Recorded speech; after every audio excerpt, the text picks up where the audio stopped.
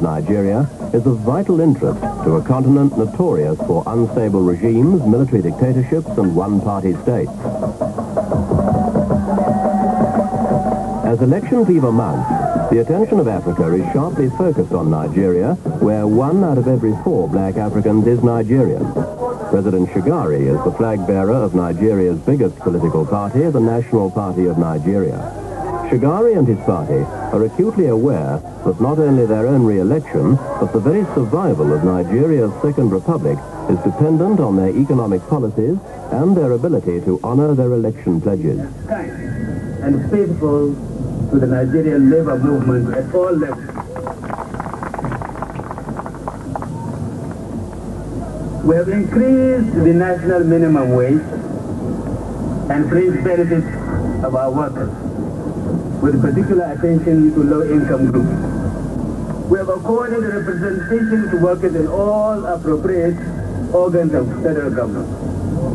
We have reorganized the labor force with a view to improving the wages and fringe benefits of workers in different levels according to performance. Guard of honor, ready for your inspection, Mr. President. 58-year-old Alhaji Shehu Shagari was born in the Shagari village, which was founded by his father and named after him. He trained as a teacher, first in Nigeria and later in Britain. He's a retiring, reflective and deeply religious man who also writes poetry in Hausa, one of the main Nigerian languages. He entered local politics when he was 20 and has served in every administration since independence.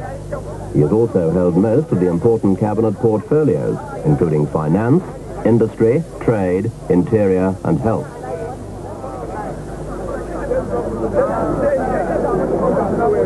He has considerable experience to draft his party's manifesto for the coming election. He declares that the NPN's priorities are to improve the ailing economy, to redefine state boundaries, to ensure a more equitable minority participation, to regenerate the agriculture, to assure Nigerian self-sufficiency, and to provide better housing and health facilities for all Nigerians. In the complex and often turbulent world of Nigerian politics, one of the chief contenders for the presidency is 74-year-old Chief Awolowo. He's the leader of Nigeria's second largest party, the United Party of Nigeria.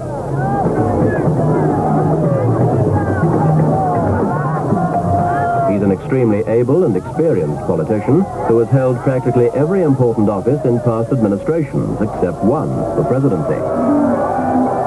Like any other democratic opposition leader, he attacks the present government and accuses them of mismanaging the economy and ruining the country. He recites a scathing litany of governmental inadequacies, like the rising unemployment, the soaring cost of living, inadequate housing, and the alarming rise of crime and violence.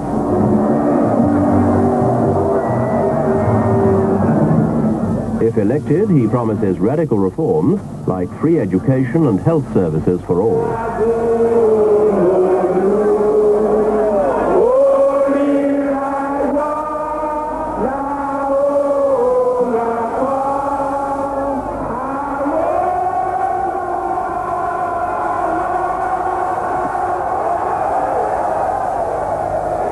Another presidential contender is Nigeria's senior politician, 78-year-old Dr. Ezekwe, known locally and internationally as Zeke of Africa. He served as Governor-General under the British and, on independence, became Nigeria's first president.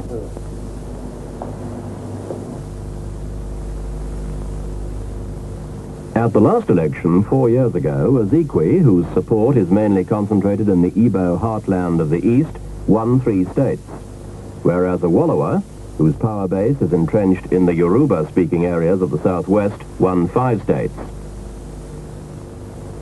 Although Shagari is identified with the north, he led his party to victory by securing 7 states across the ethnic boundaries. And the remaining 4 states were won by 2 minority parties, the PRP and the GNP. In a continent where financial misappropriation is rife, Dr. Ezekwe is outspoken about one of Nigeria's most disturbing problems. Well, in view of the fact that we have had many commissions of inquiry to investigate allegations of corruption, especially in the award of contracts? In Nigeria, there are contractors, there are millionaires, there are poor people. It is not restricted to ours alone.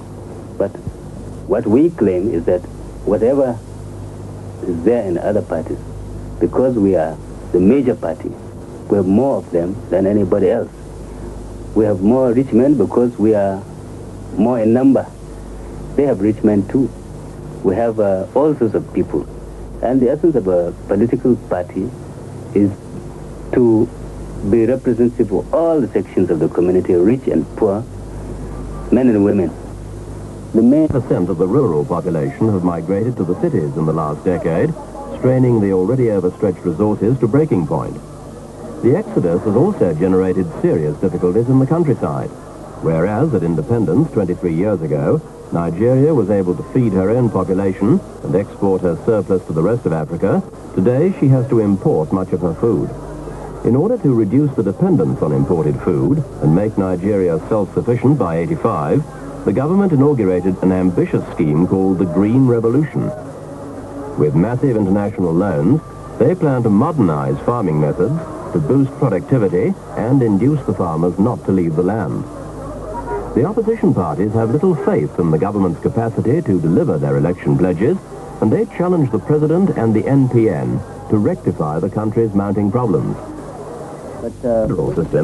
So the governors of the country's 19 states meet to apportion the national budget and to coordinate state and federal policies. Because there are over 200 disparate ethnic groups in Nigeria, the government proposes to rezone the country to create a larger number of states. By this, they hope to allay the fears of the smaller ethnic minorities of the domination by the larger groups, whom they accuse of denying them equal opportunity for development. The deeply entrenched loyalties and fears of the ethnic minorities have plagued Nigeria since independence. And it was the fierce antagonism between the Igbos and the major ethnic groups that provided one of the chief flashpoints for a savage civil war. That conflict nearly resulted in the secession of Biafra. It decimated the country, inflicted nearly 2 million deaths, and left deep psychological scars on the national psyche. The nomination of Dr. Alex Ekwemi as Vice President of the Federal Republic of Nigeria is proof that the wounds of the Civil War have indeed healed. It's Ekwemi's firm belief that the only... Well, I think it is important. Although Awolowo commands fierce loyalty from his Yoruba followers, in the last election he failed to convince the other ethnic minority groups and consequently lost the election. The importance of securing the vote of the ethnic minorities nationwide is crucial to any aspiring politicians.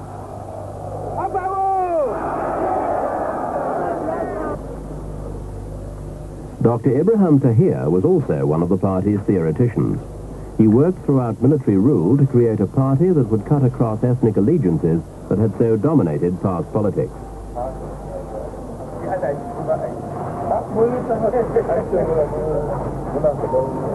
The intention was to try as much as possible to create a political party that would approximate to its prototype anywhere in the world.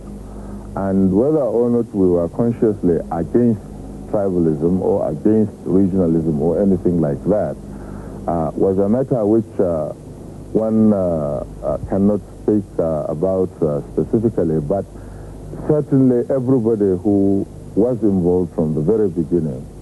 Now firmly ensconced in the party is expressed by their spokesman, Chief Tayo Apata.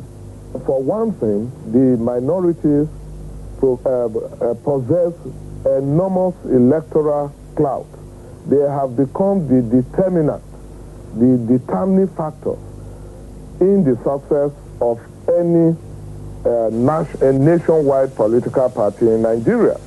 Unity as his party's flag bearer to address as many rallies as his duties allow.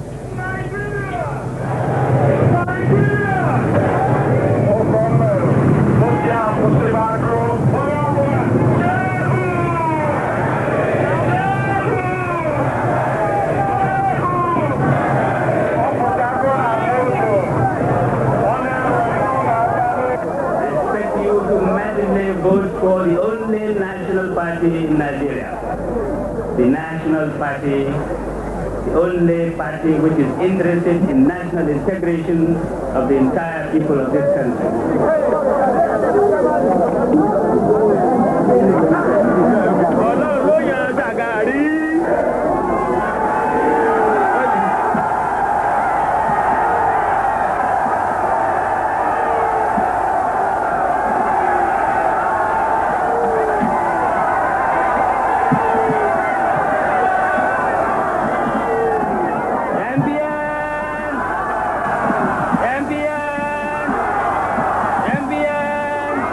Jama'a ga naku kun yarda kun amince kun yarda da nadama za ku zaɓe shi za ku zaɓe ni. Any break from the hustings and official duties is more than welcomed by the incumbent president. An afternoon spent with his longtime friend and polo rival, the Emir of Katsina, watching the Lagos Polo Club challenging the Emir's powerful team, provides the excitement to temporarily forget the rigors of campaigning.